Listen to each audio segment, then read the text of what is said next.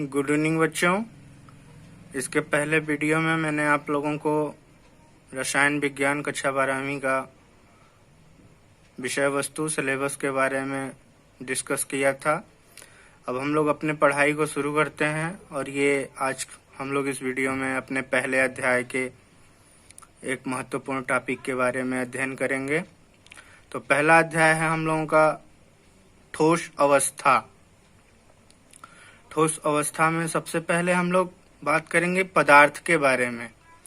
पदार्थ के बारे में जैसा कि परिभाषित किया जाता है कि जो स्थान घेरता है जिसमें द्रव्यमान हो, अर्थात ब्रह्मांड की वे सभी वस्तुएं जो स्थान घेरती हैं, जिन्हें रखने के लिए स्थान चाहिए और उनके अंदर कुछ न कुछ द्रव्यमान होता है, यानी वे सभी वस्तुएं जिसमें द्रव्यमान हो और जो स्थान घेरती हैं, जिनका कुछ अस्तित्व होता है, उन्हें हम पदार्थ के रूप में जानते हैं। पदार्थ की अवस्था के बारे में अगर हम बात करें तो पदार्थ की अवस्थाएं 3 प्रकार की होती हैं। पहली अवस्था ठोस अवस्था, दूसरी द्रव अवस्था, तीसरी गैस अवस्था। ठोस, द्रव, गैस, इन तीनों पदार्थ की अवस्थाओं को परिभाषित करने के लिए हम 2 महत्वपूर्ण बिंदु पर निर्भर रहते हैं और उन्हीं 2 बिंदुओं की सहायता से हम इन्हें पूर्ण रूपेण परिभाषित करते हैं। पहला बिंदु है हमारा आयतन और दूसरा बिंदु है आकार। आयतन की अगर हम परिभाषा दें, आयतन की बात करें तो किसी भी चीज की जो क्षमता होती है, जो कैपेसिटी होती है, जैसे कोई एक बॉटल है, उसमें 1 लीटर पानी आ सकता है, तो उसकी जो कैपेसिटी है 1 लीटर पानी को ग्रहण करने की, किसी भी पात्र के किसी भी चीज को ग्रहण करने की जो क्षमता होती है, उसे हम आयतन कहते हैं। और उसका एक जो स्वरूप निर्धारित होता है, जो हमें दिखाई देता है, उसे हम आकार कहते हैं।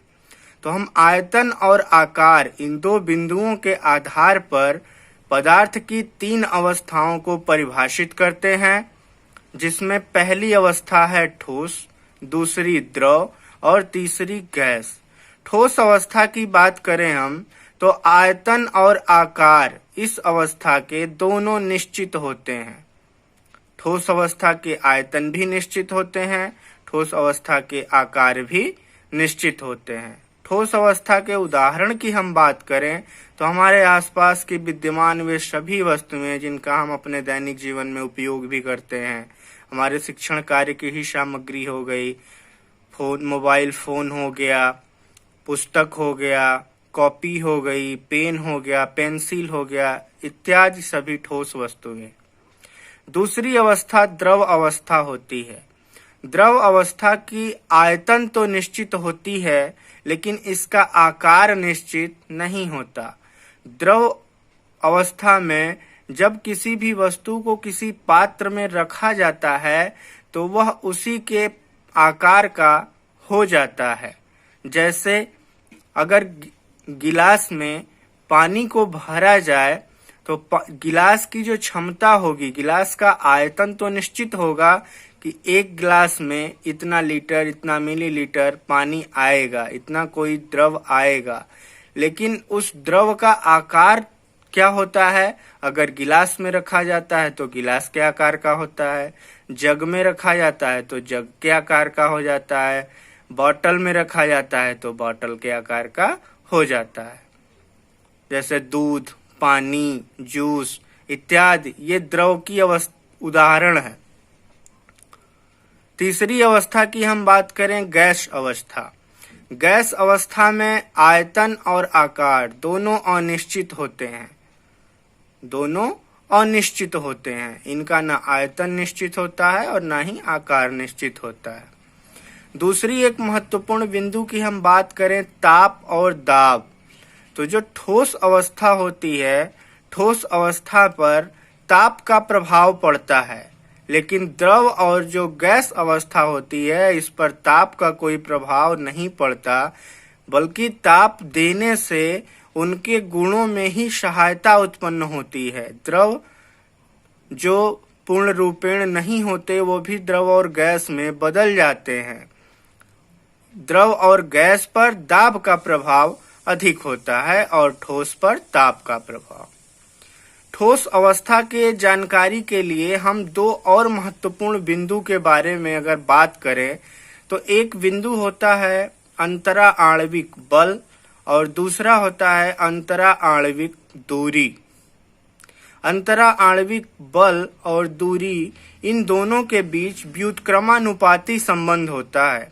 व्युत्क्रमानुपाती संबंध से तात्पर्य यह है कि अगर किसी दो वस्तुओं के बीच की दूरी को हम बढ़ाएंगे तो उनके बीच लगने वाला बल कम हो जाएगा, और अगर बल को बढ़ाएंगे तो उनके बीच की दूरी अधिक हो जाएगी। एक राशि को बढ़ाने पर दूसरी राशि उसी अनुपात में घट जाती है। व्युत्क्रम का मतलब उल्टा होता है, एक बढ़ेगा तो दूसरा घटेगा। जैसा कि आप चित्र में देख सकते हैं, गोला गोला आकृति मैंने बनाया हुआ है और बीच में जो उनके बीच की दूरी है, दो गोलों के बीच की दूरी, उसी को हम बोलेंगे अंतरा आणविक दूरी, और उनके बीच लगने वाले बल को बोला जाएगा अंतरा आणविक बल।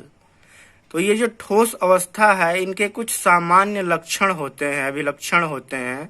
उनके बारे में अगर हम बात करें तो जैसा कि ऊपर भी हम लोगों ने पढ़ा कि इस अवस्था के पदार्थों का द्रव्यमान, आयतन, आकार सुनिश्चित होता है। जैसे एक ईंट का आकार, उसका द्रव्यमान, आयतन, आकार तीनों निश्चित होता है। दूसरा, ठोस अवस्था के जो पदार्थ होते हैं वह जिनसे बने होते हैं, जिन्हें मूल कण बोला जाता है, वह मूल कण परमाणु, आयन या अणु हो सकते हैं। उनके बीच की दूरी, अंतरा आणविक दूरी कम होती है और उनके बीच लगने वाला अंतरा आणविक बल अधिक होता है।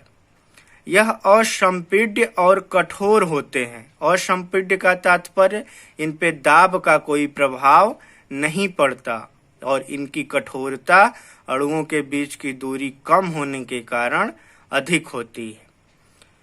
कणों की जो स्थिति होती है, यानी कि इनका जो एक आकार होता है, जो कणों के उपस्थिति का क्रम होता है, वह निश्चित होता है कि किस कण को कहाँ उपस्थित होना है। सबका एक निश्चित स्थान होता है। यह इनके अणु, ठोस अवस्था के अणु स्वतंत्र रूप से गति न करके केवल मध्य स्थिति के बीच दोलन रूपी गति को करते हैं और ये अस्थायी रूप से रहते हैं। ये ठोस के सामान्य अभिलक्षण है।